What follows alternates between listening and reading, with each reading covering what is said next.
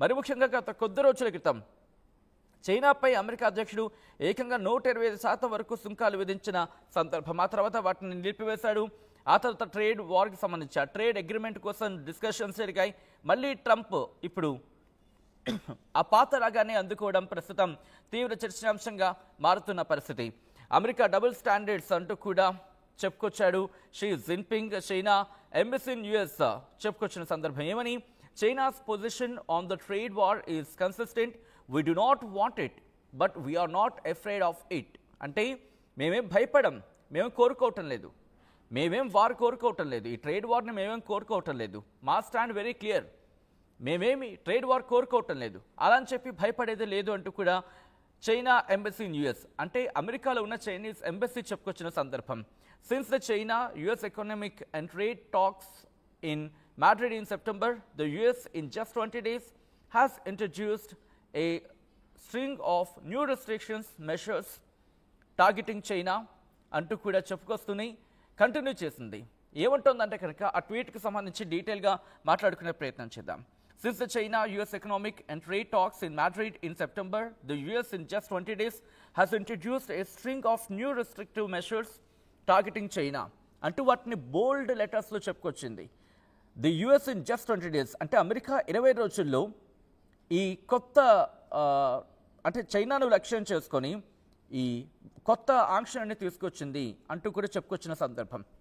ఆ తర్వాత కంటిన్యూ చేసి it has put multiple Chinese entities on the entity list అంటూ కూడా and special designated national list అంటూ చెప్పుకొచ్చింది. ఇలా ఒక సుదీర్ఘమైన మెయిల్ చేసుకొచ్చింది చైనా ఎంబసీ ఇన్ యుఎస్, అమెరికాలో ఉన్న చైనీస్ ఎంబసీ.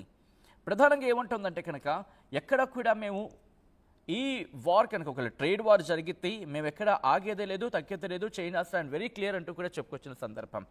అయితే అమెరికా అధ్యక్షుడు డొనాల్డ్ ట్రంప్ ప్రకటించిన ఈ 100% టారిఫ్ని, ఇది ఎక్స్ట్రా మాట, అదనపు దిగుమతి సుంకాలపై చైనా తీవ్రంగా రియాక్ట్ అయింది. మేమేం సుంకాల యుద్ధం కోరుకోవటం లేదు, ఈ టారిఫ్స్ వారిని కోరుకోవటం లేదు, అలా అని చెప్పి భయపడేది లేదు అంటూ చెప్పుకొచ్చింది. సో చైనా వాణిజ్య మంత్రిత్వ శాఖ ఆదివారం ఒక ప్రకటన రిలీజ్ చేసింది. అమెరికా టారిఫ్ల తీరు డబుల్ స్టాండర్డ్స్ అద్దం పడుతోందంటూ కూడా చెప్పుకొచ్చింది. వాణిజ్యపరమైన విభేదాలను బెదిరింపులతో కాకుండా చర్చల ద్వారా పరిష్కరించుకోవాలంటూ అమెరికాకు చైనా సజెస్ట్ చేసింది. చైనా వైఖరి స్పష్టంగా ఉంది అంటూ కూడా చైనీస్ ఎంబసీ న్యూస్ చెప్పుకొచ్చినట్టు అర్థం చేసుకోవచ్చు. మేము సుంకాల యుద్ధాన్ని అయితే ఏం కోరుకోవటం లేదు, అలా అని చెప్పి దాన్ని ఎదుర్కోవడానికి కూడా మేము భయపడటం లేదని చెప్పుకొచ్చింది. సో అలా కంటిన్యూ చేస్తూ అమెరికా తీసుకుంటున్న చర్యలు చైనా ప్రయోజనాలకు తీవ్ర విఘాతాన్ని కలిగిస్తాయి. అలాగే ట్రంప్ ఏకపక్ష నిర్ణయాలు తీసుకుంటున్నాడు. దీనివల్ల రెండు దేశాల ద్వైపాక్షిక ఆర్థిక వాణిజ్య చర్చల వాతావరణాన్ని పూర్తిగా దెబ్బతీసే అవకాశం ఉంది. అధిక సుంకాలు అంటే ఈ ఎక్స్ట్రా టారిఫ్స్ విధిస్తామని తరచుగా బెదిరింపులు చేయడం చైనాతో కలిసి ఉండడానికి సరైన మార్గం కాదు. సమస్యలను సంభాషణ ద్వారా డిస్కషన్స్ ద్వారా పరిష్కరించుకోవాలి. అమెరికా తన స్టాండ్ మార్చుకోకపోతే చైనా తన చట్టబద్ధ హక్కులు ప్రయోజనాలను కాపాడడానికి ఎంతకైనా దిగుతుంది, ఎటువంటి చర్యలకైనా దిగుతుంది, ఎటువంటి చర్యలైనా తీసుకుంటుంది. ఆ తగిన చర్యలు తీసుకోవడానికి సంబంధించి అంటే మ్యాండేటరీ అవుతుంది అంటూ కూడా చైనా ఆ ప్రకటనలో ఇన్ఫ్యాక్ట్ ఆ ట్వీట్లో చెప్పుకొచ్చిన సందర్భం.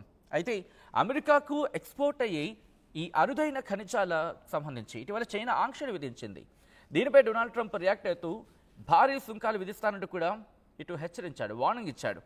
ఈ నేపథ్యంలో చైనా దిగుమతులపై 100% ఈ ఎక్స్ట్రా టారిఫ్స్ విధిస్తున్నట్లు ట్రంప్ ప్రకటించాడు. నవంబర్ 1 నుంచి ఇవి అమల్లోకి రాబోతున్నాయి.